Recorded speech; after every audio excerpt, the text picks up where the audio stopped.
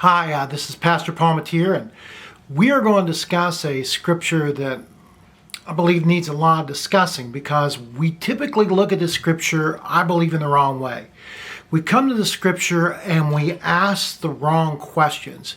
And we ask it because it's easier for us to ask the latter question than the real question that the writer, specifically Paul, is wanting us to ask. I'm talking today about the scripture where Paul talks about the thorn in the flesh. And this comes from 2 Corinthians chapter 12, verses 7 and following. I'm going to read it to you. It says, "Therefore, in order to keep me conceited, I was given a thorn in the flesh, a messenger of Satan to torment me. 3 times I pleaded with the Lord to take it away. But he said to me, 'My grace is sufficient for you, for my power is made perfect in your weakness. Therefore I will boast all the more gladly about my weaknesses, so that Christ's power may rest on me. And that is why, for Christ's sake, I delight in weakness, in insults, in hardships, in persecutions and difficulties. For when I am weak, then I am strong.'" So I want us to look at this today, this scripture where it talks about the thorn in the flesh. And what I want to talk about is that we typically, when we look at the scripture, we want to know what is the thorn in the flesh. It just gnaws at us. When we read this, well, what is this thing? Is this some mental problem that Paul was having? Is it a physical problem? Is it an actual thorn in the flesh? And every time I've had Bible studies and discussions, we go over this time and time again. But the important question we need to ask here about the thorn in the flesh scripture is not what the thorn in the flesh is, but why is it there in the first place? And why does Paul consider it important? And why did God allow for this thing to happen? And that's what we're going to discuss today. The true meaning behind Paul's thorn in the flesh. So as we look at this, we always typically want to go for the easier thing. Our flesh, our personality, we don't want to deal with the tough questions. And the tough question here today is, when we talk about Paul's thorn in the flesh, is why did God bring this thorn in the flesh into Paul? What is it what is the purpose that Paul sees with it? And to understand that, we'll read this scripture again here. He says, "Therefore, in order to keep me from being conceited, I was given a thorn in the flesh."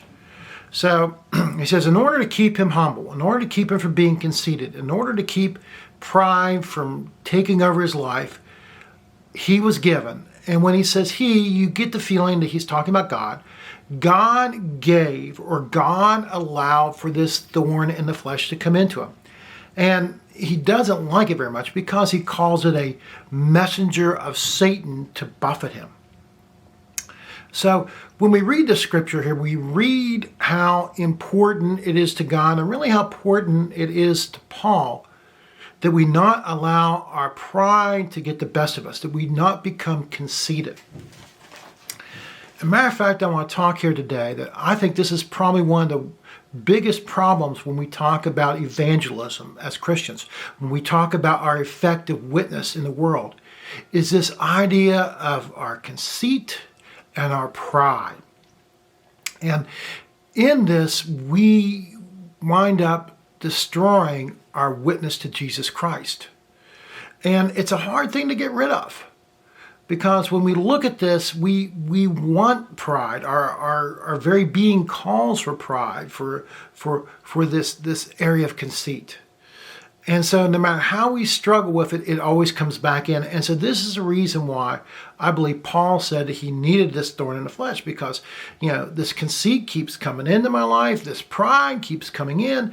And so to keep this out, God sent me this thorn in the flesh, this messenger of Satan, to keep me from being conceited, to keep pride from coming into my life, and to keep me humble in the Lord.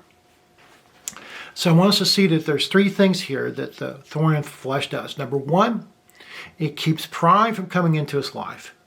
2, it keeps him dependent upon God instead of upon his own strengths. And he mentions that also. He says, 3 times I pleaded with the Lord to take it away from me.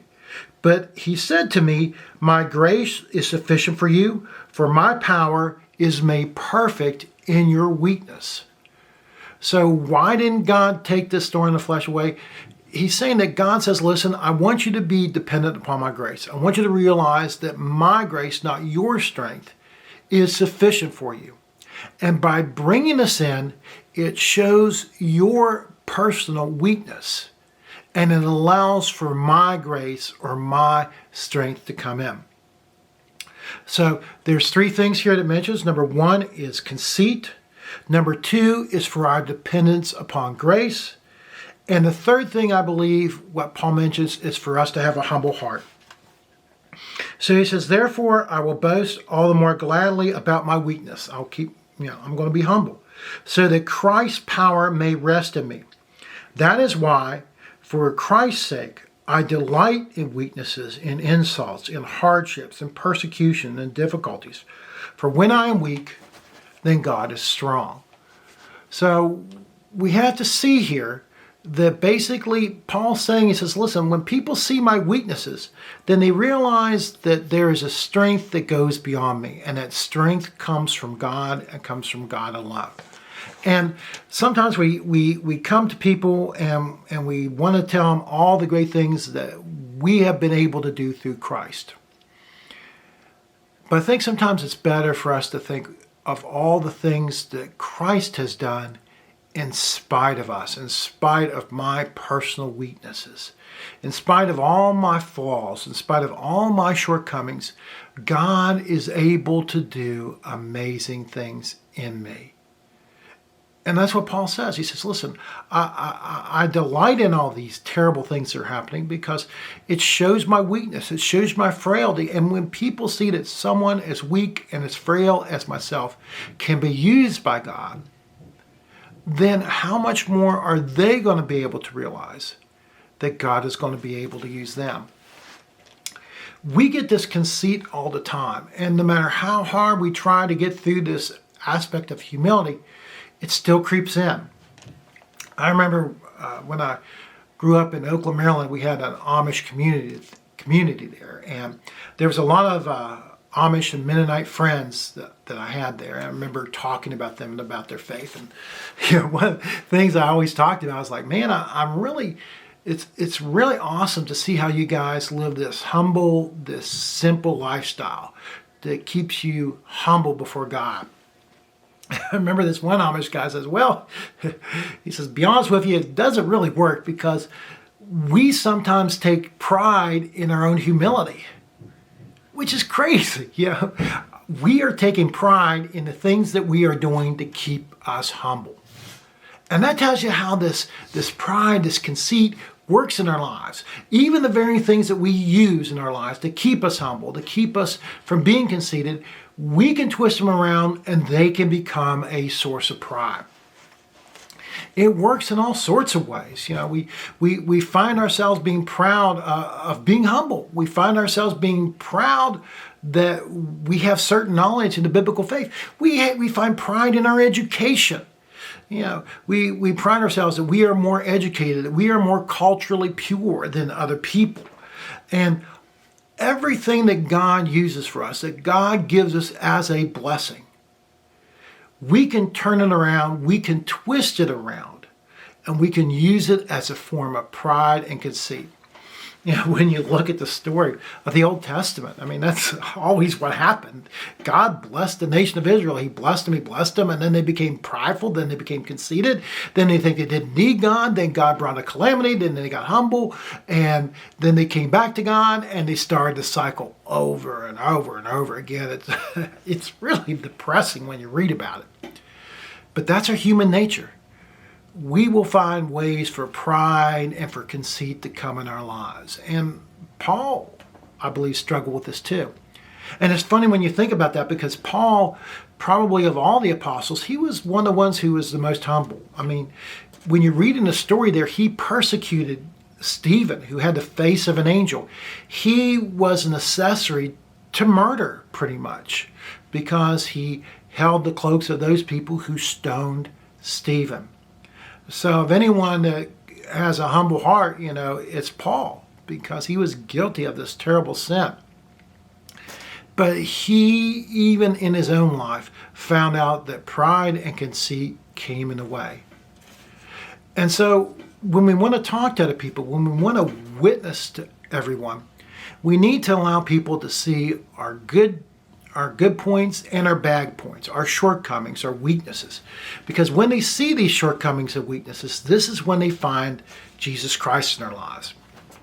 I remember when I was at Berea, we were part of an InterVarsity Christian Fellowship. And one of the things that they challenged us with was doing what they call an evangelical Bible study, which meant that we lived in this dorm and we were to invite our dorm mates, the people on our floor, to come to this Bible study. And it was a real exciting thing. I would walk into one of their dorm rooms. And I said, well, I see you're reading this book on engineering, this book on calculus, and you're studying this. How would you like to study a book called the Bible that has changed more lives than anything else? And so I said, we're going to look at this Bible and we're going to study it, and we're going to work on it the same way you work on your textbooks. But I was a little bit hesitant about doing this evangelical Bible study in the dorm, on the floor, where all these other guys saw me day in and day out. I remember talking to one of the guys, I said, I don't want to do this. I said, these guys know me. They see me when I'm, cranky at 1 o'clock in the morning, or when I'm trying to get up at 6 o'clock in the morning. They see me in my good. They see me in my bad. They see me when I'm vulnerable. I don't feel like I'm a good witness to them. And I remember the guy who tried to get me to do this said, that is actually the best witness that you can give to these people, because they see that you are a human being. They see your weaknesses, they see your strengths, and they see, in spite of all these things, that God can work through you. And if they see that and they understand how God can work through you, then they will be able to accept how God can work through them. And I have to admit that this evangelical Bible study was probably one of the most successful Bible studies I'd ever done. And these people would look at me and, they saw me at all sorts of times, when I was feeling good, when I was feeling bad, when I was feeling angry, when I was feeling selfish. And they saw, in spite of all these things, how God worked through me. So we don't need to be ashamed of our weaknesses. We don't need to be ashamed of our shortcomings, because these are points that God uses to work in spite of us. And for those people who don't believe, they're able to see something in our lives, that if God can work through this crazy old guy who has all these shortcomings, all these flaws, how much more can God work through me? And this is the true meaning behind Paul's story of the thorn in the flesh. This is Pastor Paul Matier, just wishing you all a great day.